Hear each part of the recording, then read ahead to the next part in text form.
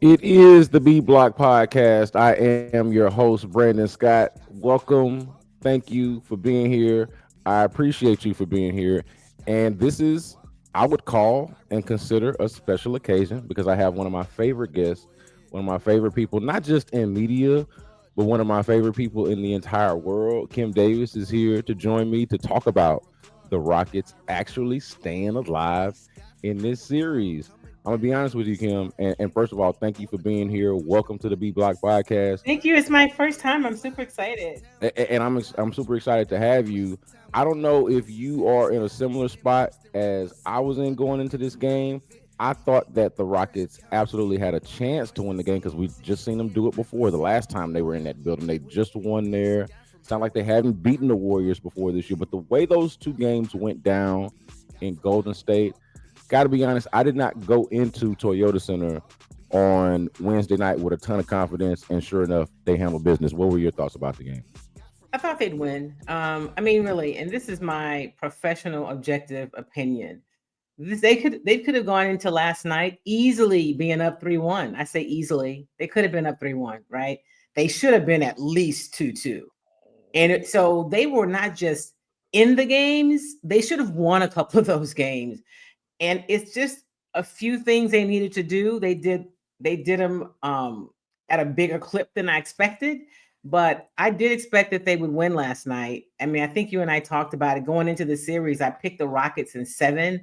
I know all the stats about can't come back, but you have to remember I covered Clutch City, right? I covered those championships. These Rockets are not those Rockets. I'm not saying that at all. But I did think I did go into that game to answer your question, thinking that they still had life in the series. Kim Davis of Chalk Talk joining us, and Kim, as you mentioned, Chalk Talk right now, but has been covering the Rockets and covering the Houston sports scene for a really long time. And I would say like that's a good instructive piece of experience for you. I did lean more into the numbers, but not just into the numbers that say, hey, when you're down 3-1, even now when you're down 3-2, you lose like 83% of the time. So Yeah. it's not like I'm in a, like I've changed my mind and feel like they're gonna, come back and win this series. But I, like you, did pick the Rockets in 7, and they do still have an opportunity to win the series in 7. I'll tell you some of the things that I liked about last night was the aggressiveness, the decisiveness, and it felt like they had more of a plan throughout the game, like not even just in the beginning, but throughout the game. Whereas Kim, to me, sometimes it looked like in Golden State, obviously the game two here in Houston was a Right. Jalen Green game, but those two games in Golden State, they just looked so lost at times, like they were at times playing off of sheer ability and instinct. And I remember just watching both of those games, feeling like I don't know if they either don't have a plan or if they're not sticking to the plan. I liked how aggressive and decisive and how good of a decisions they were making early on in the game. That goes for not just the ones that everybody likes to talk about, like with Jalen Green, but from Jalen Green to Amen Thompson and of course Fred Van Vliet. We'll talk about him in just a second. But Fred Van Vliet had another, I thought, spectacular night for the Rockets. So I agree with you on that. Amin Thompson, who in the fourth quarter of game 4, and I asked him this after the game last night, is when he really kind of it fit for him, right? Because he was finding his way. And so I don't like to use the excuse that, oh, well, they're young, but the reality is this was so new for so many of them. I thought Jabari Smith Jr., who I still think is being underutilized, he always looked like he was ready to be there. Amen on both sides of the ball in the fourth quarter of game 4. It's like, okay, that's the Amen. And he said that was when it clicked for him. And then he carried that over into game 5 last night. And then you saw more from Dylan. We're still trying to figure out what it is going to be with Jalen Green. I know he got a little banged up last night, but if they get some of the other pieces, which is what we saw last night, this team is something to be reckoned with. And so I appreciated that about what we saw last night. And, you know, um, yeah, I think that. unlike the national media, because I wake up really early, and before I hopped on with you, and Get Up is the ESPN show that I do enjoy. I don't think they've mentioned the Rockets yet, but anyway, they're still talking about the Lakers, who of course are going home. But I digress. These Rockets have, they're clear about. We listen to who's in the building, who's in the room, and you mentioned Fred VanVleet that we're going to talk about. People forget Fred is a champion, and what he was brought here to do was not to be have big numbers in the stat box. It doesn't mean he can't do that, but he's got a lot of responsibilities, right? We can talk about the team has veterans. He's a veteran that's the vocal one that does the work. You're not going to get it from Jeff Green. That's not really who he is. It's not Dylan, and Steven Adams, maybe some, not a lot. It's Fred doing all the things on the floor, off the floor, and then also sometimes, yeah, he can shoot it. Oh, Kim, though, I will say it's Fred first and foremost. I don't think that's not like even an opinion. That's a fact. If you just around a team like we are, you know that. Right. But not a distant second actually is Steven Adams. It's Steven Adams. He's the second. He's number two. I kid you not. I can remember game 2 watching in a timeout. I get the binoculars and try to see exactly what's going on after the timeout. And there was one timeout where I promise you, Fred and Steven Adams did all the talking. Right. I'm talking about all the talking, every word, and everything else was a head nod and a yes, I understand. Yes, I'm listening from everybody else that was in the game. And I thought that was instructive. It was more of a one of those cases where the coaches are off to the side, Right. conferencing away from the bench, and Yeah. it's really just the players by themselves, maybe some assistants behind them, some of the second row Right. perhaps, but it was Fred VanVleet and Steven Adams doing all the talking. I can appreciate the leadership that they have obviously brought to the team. Yeah. But just to put this out here, though, we had all watching this game last night, all 5 Rockets go into double figures, and Jalen Green did that with a 3-pointer. Trying to think of when exactly that was in the game, but the game was obviously out of reach. Pretty soon we could talk about that too, how it looked like maybe it was about to be in reach again inexplicably, but we'll get to that in a second. All 5 starters in double figures, and I love that you mentioned Dylan Brooks. Look, you had 26 from Fred VanVleet, and an efficient Fred VanVleet night, by the way, because I know that's been a lot of the frustration with folks who don't necessarily understand or care about that whole leadership aspect that we were just talking about. They're not necessarily connected to it or can't appreciate it in the same way. They just see him jacking up a bunch of shots and not making them, and wondering why in the hell is he in the game. Well, okay, we just told you about the leadership aspect. That's an intangible that is hard for you to quantify, but you can quantify 8 of 13 from the field, 4 Right. 3, leading your team in scoring for the game with 26 points. Dylan Brooks, as you mentioned, had 24. Amen Thompson, 25. All 3 of these 20-point scores, 8 of 13, 8 of 12, 7 of 13. I mean, it was efficient. They were taking good shots. It was a dominant performance from the start of it. I want to ask you, since you mentioned about Fred, does it seem like? What's funny is it seemed like something is clicked for a man. It seemed like sometimes with Jalen it clicks and sometimes it doesn't. With Fred, he is the steady Eddie. Yeah. It's like, does it seem like with him it's just a matter of him finally knocking down those shots? Because I don't feel like he's made that big of an adjustment, other than now his shot is falling. Yeah. I just think he didn't shoot it well early. And let me just mention this because I talk about it a lot. They were 32 of 38 from the free throw line. They have been Yes. abysmal from the foul line. They shot 84%. If they had just shot 70, they win games 3 and 4. I digress. No, don't digress, because they missed 12, count them, 12 free throws in game 4. Like that. And They 11 in game 3.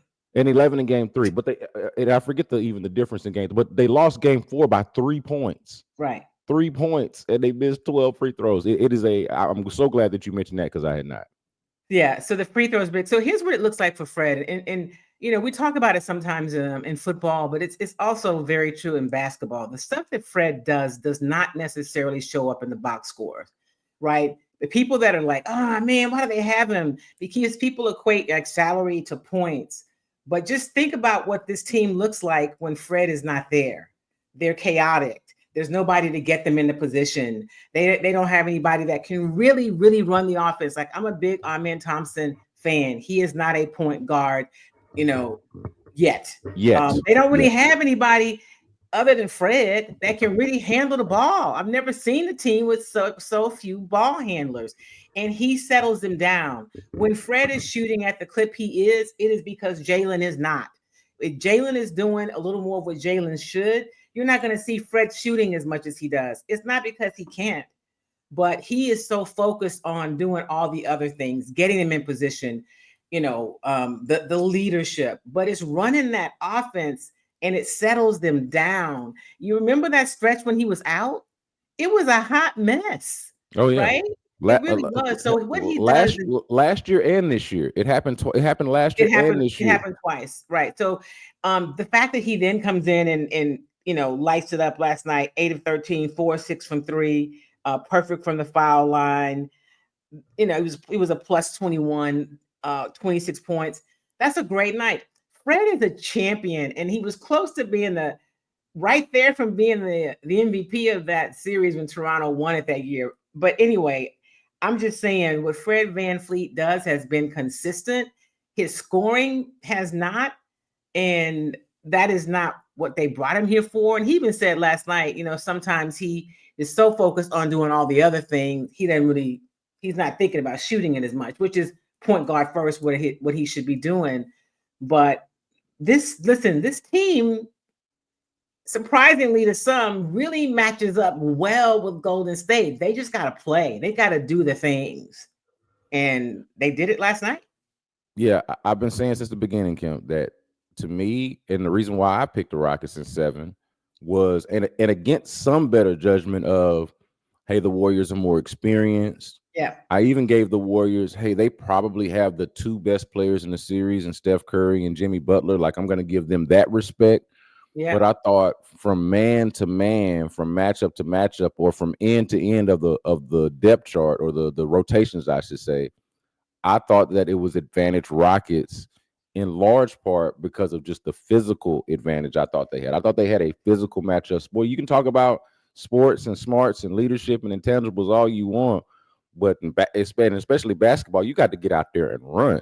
You got to get out there and run, and you got to stay with. And to me, the Rockets, just over a 7-game period, I thought at least were going to be too imposing on the Warriors. Now we've seen how the series has played out so far, but it is not over, which is I guess the theme of this particular podcast episode.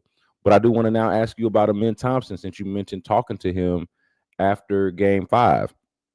What you mentioned that he feels like it clicked. What do you think it was for Amen Thompson? Because I thought, I thought he was somebody that had an opportunity to really kind of emerge and has already done that on the defensive side, but hadn't had that playoff moment yet, because none of these guys had, none of the young guys, of course. But Amen Thompson, I think I saw one of those reports. It might have been ESPN's Tim McMahon, and I've seen this before. He's like the one guy that they've made clear, the Rockets that is, have made clear, this guy's untouchable. This is not the guy. If we're gonna do a trade, you're not asking for this guy. He ain't gonna be in it. He ain't gonna be in it. He's not gonna be in it. When you talk about him, it clicking for him in Game 3, or I'm sorry, in Game 4, at the end of Game 4, and then of course in Game 5 he had a big game. I thought even in Game 3 it was unfortunate. Well, but it was unfortunate that the game plan felt like was to bait him into shooting, and he shot it with confidence, but he just wasn't knocking it down. What is it that it seemed like it clicked for him between the end of Game 4 and of course the Game 5 that he had?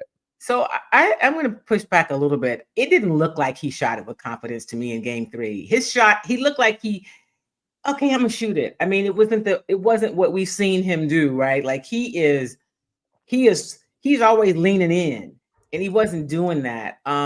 When he was missing those shots that he typically makes, kind of the falling back a little bit, that to me signified I'm still figuring it out. I mean, listen, the playoffs is a different animal. We can Yes. talk about it's just basketball. I mean, technically it is just basketball, but it makes a difference that this is new for all those guys. And I think because they've done some really good things, we forget about that. And I don't mean it from the point of making an excuse for them, but until you've been through it, like you don't know what you don't know.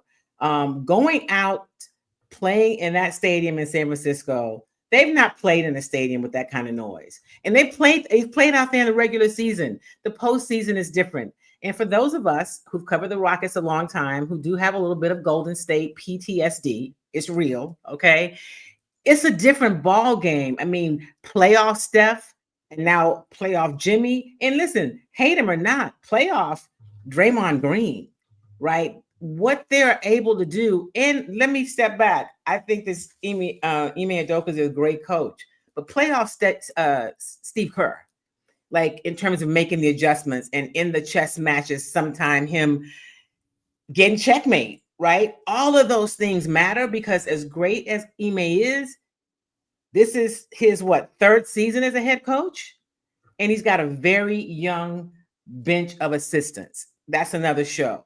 I'm just saying all of that matters when you get in these moments, and it's taking nothing from Ime and his staff and the Rockets, but I think all of those things matter. So I think Amen, settle down. I'm here. I got it, right? Because you can only keep saying, Brandon, you can do this. You got it, until you feel like, yeah, Kim, I got it.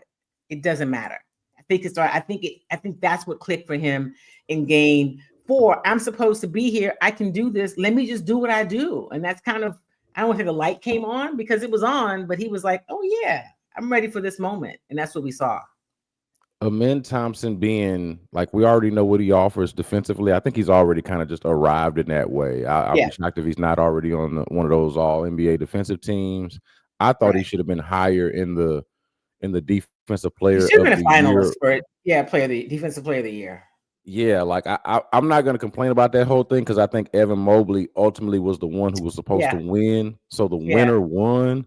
But the ranking under that, like I wouldn't have had anybody but Mobley, honestly, over Amen Thompson in the ranking. Exactly. Like, he would have been second. On that. He would have been second on my ballot. But my point here is an offensive Amen Thompson, like an Amen Thompson with an offensive game. Like he did the hezzy pull up 3 in this game 4. He had a couple of jump shots, had a couple of them in game 4. Right.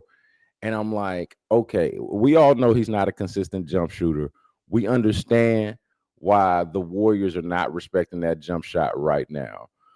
And of course, I don't want to get too far ahead of myself, but every time I watch him shoot the ball, I'm like, his form's not bad. Shot doesn't look bad. It just looks like he needs to practice it a little bit more, or gain some more confidence in it and shoot it a little bit more. But honestly, Kim, I'm looking at that like, hey, once that guy learns how to shoot and has confidence in his ability to shoot, cancel Christmas. That's going to be an issue. He was 8 of 12 from the field. He shot a 3. He was 8 of 9 from the free throw line. He had 6 rebounds, 3 assists, but this is the number. He had 5 steals and 3 block shots. He was a plus 32 last night. He had the highest plus rating of anybody on the floor, either team. If I'm not mistaken, I'm pretty sure this is correct. The 5 steals came in the first half. Right. And you know what they said last night? There are only 2 other players that have had that stat line in a postseason game: Rick Barry and Akeem Olajuwon. Dude. And he said, man, really? He goes, I like Rick. He said, but man, to be in the same, to even be mentioned with those guys, because I see Dream all the time and he's always, giving me love. He said, like, kind of like, that's dope. I mean, because he's still like a big kid. But yeah, let him get a little more confidence. Maybe something to reckon with. And speaking of Amen, I wanted to touch on this too. How about this, Kim? How about the defense that they played?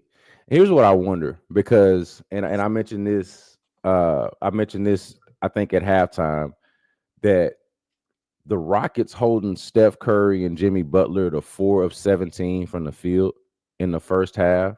Yeah, like they've been one of the better defensive teams in the league all year. and that is their calling card. That is their like identity as a team. That's the reason why they're here in large part. But holding those dudes to 4-17 from the field in an elimination game in the first half to set yourself up to where you have the room for error that they had in the second half, I Yeah. thought was some of their more impressive work. What did you here's a two-part question for you. What did you think of the defense that they played early on Steph Curry and Jimmy Butler? Aside from the fact that I do think the Warriors missed some open looks, they got fortunate in that way. But what did you think of the defense that they played on those guys? And do you think that they can translate that is translatable to Golden State? Like they can bring that effort on the road with them, because I don't feel like they were able to do that in those previous two games, but it's not like we haven't seen it before. So I thought it was like you, I thought it was impressive. And we've seen them do that for moments, right? I'm going to go back to the last game that they played the Warriors in the regular season, their last regular season matchup. I know it's different, but you saw them do some things, right? We know that you're not going to hold Steph, because Steph is just, he's Steph Curry, right? He's just freaking amazing. But the way that they played, and a lot of that defense, a lot of the credit goes to Amin, right? In terms of how they were able to be on Steph, and and how you have to guard him. They frustrated him, and they chased him around. They made him work super hard. And so the same thing with Jimmy Butler. You saw some of that in game 2, right? They did a better job of that in game 2, and they did it in spurts on the road. But I think what happens, I said yesterday before the game to somebody, I was like, yeah, they may get, if for them to have any chance of winning in Golden State, they got to have a blowout tonight. And that sounds crazy. Like they're going to blow the Warriors out. And I meant win convincingly. I didn't think they would get the kind of start they had to be up by 30 at one point, which, the Warriors have firepower and they can always come back. But I thought that was, so to answer your question, yes, I do think it can translate, because a lot of what's happening with the Rockets is they had to feel like they could do it, because they have these moments where they just wouldn't hold on. And that's not taking anything from the way that Golden State's really good, but play basketball. What are y'all doing? What are you doing? And I thought we saw that last night. And it's with even Sengun last night, who he ended with 15 points, but he also he fouled out. He had 9 assists and 9 rebounds. And so when Alpi, at least he's like, okay, I may not score a lot of points, but if I'm facilitating, I'm actively participating in the offense and doing what I can do. And so, if they get 3 players of the starting 5 to produce, effectively, they got a real shot. I mean, yeah, you'd be great to have everybody, have a night like last night, but we know what Fred can do. We know what Alpi can do. We know what Dylan can do. And, the wild card is kind of Jalen. But if you get something from somebody else, you got Amen. And then, I personally think Jabari Smith Jr. needs to be on the floor more. That's just me. All right. So you've mentioned this twice now. It's something that I've talked about and that I've talked about with other guests. I feel like all of us really keen Rockets watchers are like, hey, where's Jabari Smith? Some people want him in the starting lineup. I think others, and I will put myself in this category of like, it's not so much of having to disrupt the starting lineup per se. The minutes. It's the minutes. 2 things for me, Kim. It's the minutes, and even if you're not going to increase the minutes, it's what you do. It's the number and quality of the minutes. Right. Okay. So I'd like the number of minutes to be higher. But even if that's not going to be the case, I'd like the quality of the minutes to more so reflect what this player has to offer. And I did want to mention this because you mentioned Jabari, and I want to go there, but I was also thinking about Alperen Sengun, just as a side note, because we don't have to talk about him too much. He's been excellent. Alperen Sengun is one of the winners of this series. Like if they ultimately lose this series, win or lose this series, Alperen Sengun has done the thing that he has passed the test in a way that I feel like the rest of them have not fully yet. At least the series is not over, but I think you're going to come away from this series feeling like, hey, Alperen Sengun can either be the best player or the second best player, or at least a some sort of focal point on a winning team. Yeah. I thought that was important for all of their young players to sort of introduce them to the larger basketball viewing public, not us who kind of already know what these guys are about, but like your legacy gets really sort of written on stages like this. This is when it really matters. So I thought this was important that they, they show up a certain way. Credit to Alper Sengun for actually doing that. We don't have to spend a whole lot of time on that, but the Jabari Smith thing is interesting to me Yeah.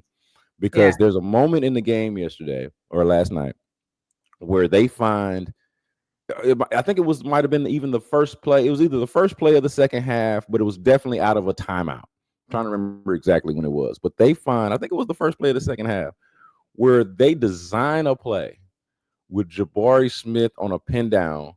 He comes across, kind of curls around a screen and shoots a mid-range jump shot from the just a catching. Well, it wasn't a catch and shoot because he did end up having to drive a little bit, but he kind of fades away on the shot. And I'm like, there's a designed play Right. that looks like it's meant to take advantage of one of the few guys that they got on this team that can consistently hit jump shots. Right. And I'm like, my God, I love what Ime Udoka and his staff have done with this team over the last couple of years. We know what the turnaround has looked like. Right. But what we got to do to get them to do more of that right there. So here's the thing. There's really no design plays for Jabari. There really none for Dillon, right? I think that they need an offensive coordinator on this staff. Like, remember back when they had who was the coach? D'Antoni, and people talked about he needed somebody to come and run the defense. We know Ime's got the offense. We know Ime's got the defense. There's just hands down, no question about it. But they could use an offensive coordinator on this staff. Listen, I'm not knocking Ime. Were it not for JB Bickerstaff, you could say he should be coach of the year. But I do think when I look at his staff, I think that they could maybe use a little upgrade somewhere on that bench. Not get rid of everybody, but somebody who can help come in and design and do some things offensively. That's what makes you good when you're well-rounded. So that I say that to back into the answer about what to do about Jabari. They don't run a lot of design plays for anybody but Alpi and Jalen, right? So Jabari is going to have to create. Dillon has to create. But so when you see it, sometimes you're like, what you think about what could really be if they did more of that. Yeah. I mean, that's where I am. I like what you're saying is correct. I just don't like it, Kim, because I mean, it's just one of those where you don't like the truth. You hear the truth, and you don't like it because you can't handle the truth. You don't like the truth. Well, look, I'm like, yes, as you say, they don't run plays for Jabari, but they ran that one for him. They did, and it looked just fine. And so, like, my thought is just like they need an offensive coordinator. They need a meeting of the minds. They need at some point they've got to, and I imagine that they do this. They got to look at their film and see, like, okay, look over there at what Golden State is doing. Obviously, they have Steph Curry. You don't have Steph Curry. You can't recreate that. Right. But just the concept of always moving without the basketball and moving the actual basketball. So they're constantly running around. They're constantly passing the ball. And then when the Rockets get the ball, it's get the ball to Sengun. Oh, let's see if Jalen's going to create. Oh, let's see if Fred's going to bail us out in this possession. Let's see if Dillon might bail us out in this possession. Let's see if just because Amen Thompson is physically superior to most players, if he's going to bail us out in this possession. It's a lot of either Alper Sengun or it's a lot of either Alper Sengun or bailouts. Right. Well, here's the other thing, and I asked Fred about this last night. A big issue with the Rockets and how they go depends a lot on their spacing. Okay. Spacing is a big thing with them. And so of course, hitting shots makes a difference. But when they're in the right spaces, it just changes everything for them. Spacing opens things up. They're able to see, but when they get crowded and jumbled, they're not able to maneuver real well. So I like the idea of them getting an offensive coordinator in the offseason to help make some of those tweaks and some things that we think they could do a lot better. All right, last thing from you, Kim, and we'll talk about the draft some other time. I'll bring you back on, and we can talk about what the Texans have done this offseason. But just kind of keeping with this Rockets theme. Last thing from you before I get you out of here. You got a prediction for how this thing is going to play out? It is now 3-2 Warriors after Game 5, so they got an opportunity here to bring that series back to Houston. Yeah. Do you think they bring the series back to Houston? Do you think it ends in Houston? Does it end in Golden State? How do you, if Man, you had a the crystal ball, pressure. how do you see this? What's your gut feel? Look, we both already picked them in 7. All right. Right. So like So my gut we're on the says that they record come there. back to Houston. My gut Okay. says it's a Game 7. Okay. And I'm gonna have to wait till after I see Game 6 to tell you what my gut says about Game 7. I But do you- think they get a win in Golden State. I think they win tomorrow night. And so they could win. And listen, what's the stat we saw with Milwaukee and Indianapolis? 0 and 1,069 playoff games since they've been keeping that stat. Never has a team before 2 nights ago come back from a 7-point deficit in the last 40 seconds, right? So there's all kind of things that can come tumbling down, right? 3-2 is not as horrible as, if they were 0-3. And the fact that they haven't gotten their butts kicked in this series, right? They didn't have a blowout game like a blowout loss like the Warriors had last night. Yeah. I mean, they've been in these games. And so that is not me being like a cheerleader, rah-rah Homer fan. That's me saying those Rockets show up because now you win like that. You say, okay, we're going to go into this arena. And when we get those runs, we got to hold it and maintain it. And now we know we can. Because you're going to have to go out there and play with your chest out, right? You're going to have to shoot free throws like you did. You're going to have to not expect any calls. Like the Lakers are out. Let's be real. I don't believe that there's like a fix in anywhere, but the Lakers are out. The last thing the league wants is for Golden State to be out. Let's be real. Okay? Yeah, especially this early. Especially this early. Yeah. They're like, oh, we can't have LeBron and Steph out after the first round. So don't go out there expecting any calls. Get that chippiness under control and just do what you do. They can win Game 6. That's Kim Davis from Chalk Talk. Kim, let them know where they can find you. You can follow me online here on Twitter at Kim Y Davis. You can follow my show. It's Chalk Talk with Kim Davis. Kim Y Davis Media on Instagram and Kim Y Davis on TikTok. So thank you, Brandon. I'm excited. I've been on the B block. You've made my day. One of my favorite in media and one of my favorite in all the world. Thank you for being here, Kim. And thank y'all for being here. This is a shorter episode. We all got things to do. Make sure that you are subscribed to the B Block Podcast, wherever it is you get your podcast. Also on YouTube. Want to shout out Foolish Club Media for the partnership. Rate, review, tell a friend. And until next time, y'all be good.